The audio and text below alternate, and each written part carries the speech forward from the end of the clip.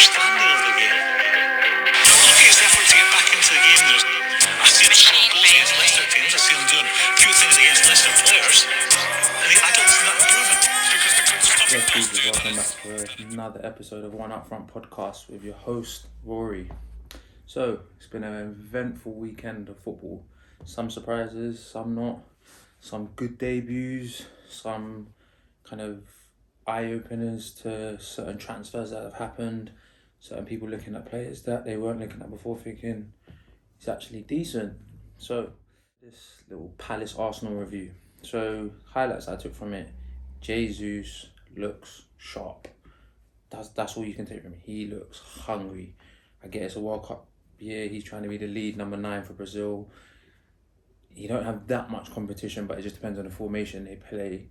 But he looks like he's here to net some goals for them, and you got to respect it because he had Palace, Mark Guay, Anderson did well. We'll get onto that, but he had them.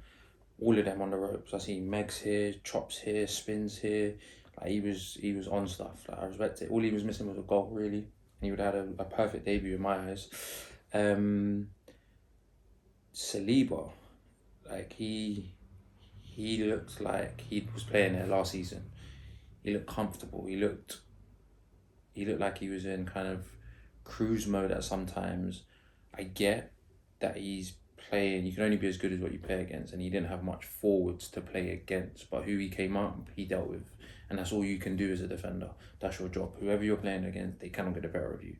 Yeah, you'll have much harder tests throughout the season, but what he had and how he played was good enough for me, and I got to respect it. Even though I'm not a fan of Arsenal like that, mainly they're fans, but I got to give the kudos where it's due, and he was exceptional. He wasn't the best defender on the pitch. To me, that goes to Anderson, but for Arsenal, top tier.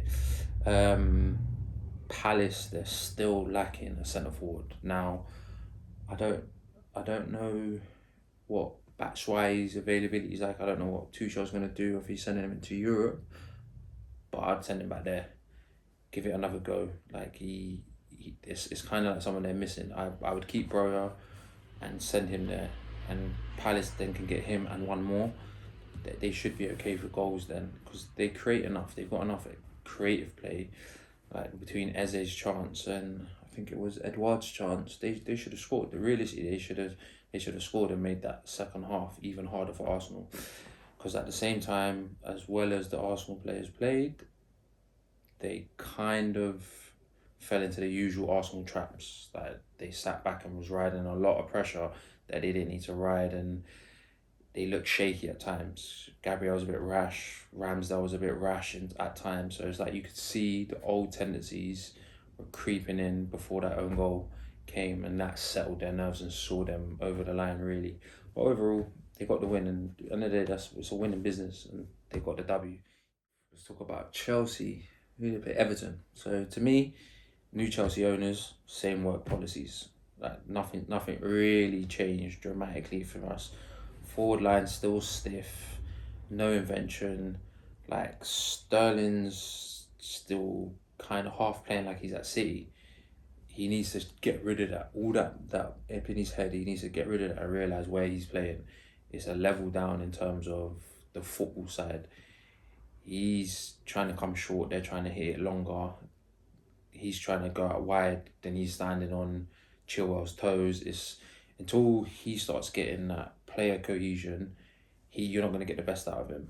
Like, to be fair, his best was when he went down the middle and was feeding off scraps kind of thing, because he wasn't getting the same joy out wide coming in. He needs someone that he can bump off of and then get the 1-2 and get him behind there, because there was a lot of runs he made that Jorginho just ignored. Absolutely ignored it, and I was like, just send the pass through. Like, if he gets one, he gets one. If he doesn't, he doesn't. They're playing a high enough line for you to hit it in behind. And once Sterling's gone, Pickford's definitely taken him out. You just know that's happening. But that takes me on to what I was looking at. The 2 6s can't create. Like, one ignores balls over the top that he can actually play, and the other just runs into the space where the ball is trying to be played. So, and that's being Kante. He's more of a speed space kind of creator than a pass creator, which Jorginho is the pass creator, but he's now the pass behind the pass, because then he's passing it out wide, hoping it gets to the wing backs and they get it in. So it's a bit of a struggle. That's why I was saying De Jong wouldn't be a big miss from having him, because he can see that pass and he'll do it. Like I said, if it doesn't come off, it doesn't come off, but it then stretches. You lose the ball more towards their box than you do towards your halfway line, and that's the difference between a counter attack and not, or 10 yards that you can claw back versus 30 you can't. But it's a tough one, because watching them play, it was tough. It was hard to watch. What I did see that impressed me was Koulibaly. Nothing to do with defensive work. His forward passing, the progressive passing, that sped up things a lot. The passing to Chilwell, which got the pen, simple stab through, but he did that so many times. The passes that he'd lay off to Jorginho to create the start of the play, it was solid 8 out of 10 performance in terms of passing for me. He'll get time when he gets used to the league, the intensity, cool, that will come, but you can't really coach what he was doing. He just does it, and that helps massively. And you know, we got to talk about it. Thiago Silva, again, 10-10. Like there was the one where he was, I think Gray was through and Gordon was through on the other side, and it was Gray, Silva, Gordon. Thiago Silva was playing him on side by far. All Gray had to do was slip it. He slipped it. He stuck his leg out. He's intercepted it, and that just summed up Thiago Silva as a whole.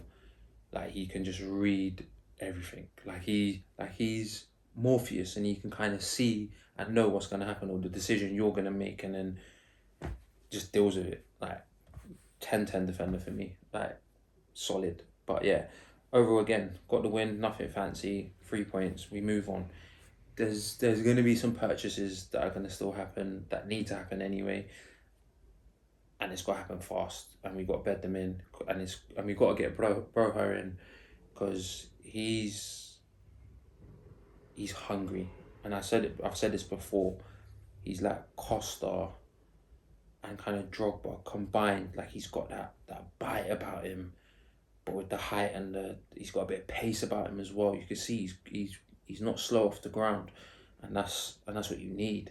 Give him games, let him play, man. Sterling off of him, Mount off of him, or Pulisic, whoever it is that he's gonna trust, let him play. Like, bruv, he's got a lot that I like to see. And then after the game came, Cho announced he wanted to leave. Bye, bro. I don't need to see you again at the club. You're not it for me. You never were it, and that's that. Down at the Cottage, local one for me. Fulham, that's what I like to call them, but they got Liverpool fooled. So I call them Liverpool. Serbian Drogba bullied again. How's Mitrovic looking like he's still playing in the Championship? He didn't look like Prem Mitrovic. He looked like Championship Mitrovic, and he took Liverpool's backline for Championship defenders. Trent bullied. Like, this seems to be a recurring theme, and people like to make excuses for him about him being the best right back in the league. Cool, he's the best probably attacking right back in the league, maybe just behind Cancelo, or maybe just in front. Cool, but overall, he's not the best right back. He can't defend at all, and if he could defend, teams wouldn't target him and his side of the pitch over and over and over again, because of the defensive frailties that he has. Shines, and it's just showed over and over again. Like, and I don't want to be that guy that jumps on him and slates him, but he gets stuck on. And then that takes me to Virgil van Dijk. Since his injury, bruv, he's been hiding as well, and then he got exposed yesterday as well. Mitrovic is not that silky baller, and he had a man sticking out his leg like he was doing a cha. Like, his hips flung and then took him out. Like, people need to look at it again and just reanalyze. There's no injury tax. You were injured. That's that. What are you now? You're not the best defender now. That's all I'm saying now. before, cool. Now, no. So you just gotta let it be. And who else was? Who else was? I saw Silver's tactics. Like he had them playing BMW football. It was just compact. Like soon as they came in half press, as soon as he got out of their half go. Like it was good to see that they had a plan and they executed it. They got a point. That's what they could have loved 3 points, but they got a point. A point against Liverpool was massive to them across their season. It's obviously going to be more about what they do against the teams around them, but that point could be worth 3 in come May. But yeah, so and then you heard Klopp moaning about the pitch was dry. Bruv, you drew. Just take the L. It is a L. For Liverpool to draw against Fulham is a L. As simple as that. So just take the L and move on. Go on to next week. And just accept what you've got. So 1-2. You man ain't United no more. That team looks so disjointed. It's unreal. Like, forget the attack. They don't have an attack. It's Ronaldo plus others. Sancho doing vibes, and then you got Rashford doing whatever he wants. It just doesn't. There's no cohesion there. Then you got the midfield coming like the Wizard of Oz crew. No heart, no brain, no courage. Like that's literally their midfield, and then their defense.